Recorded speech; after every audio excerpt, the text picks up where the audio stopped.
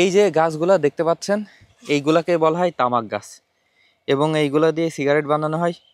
সবচেয়ে আশ্চর্যজনক বিষয় হলো যে গরু ছাগল এরাও জানে এই পাতাগুলো বিষাক্ত এবং গরু ছাগলেও এই পাতাগুলো খায় না। এবং আমাদের দেশের যে কৃষকরা আছে এরা ধান পাট চাষ বাদ দিয়ে বর্তমানে তামাকটা লাভজনক কৃষি হয়, সবাই এইদিকে ঝুঁকে পড়েছে। এবং আপনাদেরকে দেখাই, এটা অলরেডি হারভেস্টিংয়ের টাইম চলে আসছে। যখন এরকম হলুদ হলুদ পাতা থাকে তখন হারভেস্টিং করে, এবং হারভেস্টিং করার সময় এই পাতাটা পুরো ছাড়িয়ে নিয়ে তামাক সেন্টারে নিয়ে যাওয়া হয়। পাশের আইলেই আপনাদেরকে দেখাই, এখান থেকে তো দেখতে পাবেন এই যে ডালের মতো যেগুলো আছে এইগুলোতে অলরেডি হারভেস্ট করা হয়ে গেছে। এইগুলো থেকে পাতা ছাড়িয়ে নিয়ে তারপর তামাক গাছের পাতা হারভেস্ট করা হয়, পরে শুকিয়ে তারপর বাজারজাতকরণ করা হয়।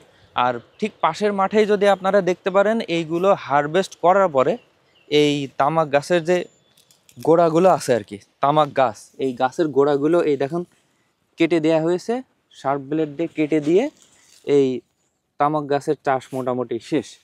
তো মোটামুটি আগামী আর 15 থেকে 20 দিনের মধ্যেই এই যে পুরা মাঠ দেখতে পাচ্ছেন, পুরা মাঠ তামাক চাষ হয়েছে, এই পুরা মাঠ একদম ক্লিয়ার হয়ে যাবে।